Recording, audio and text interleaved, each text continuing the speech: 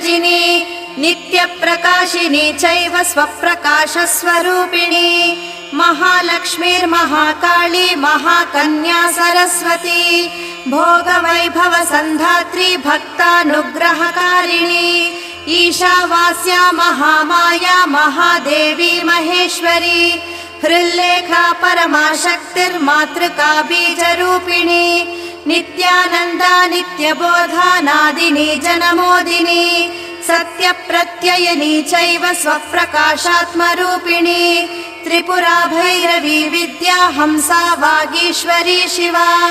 वाग्देवी च महारात्री कालरात्रिस्त्रिलोचना भद्रकाली कराळी च महाकाली तिलोत्तमा काली कराळवक्त्रान्त कामाक्षी कामदा शुभा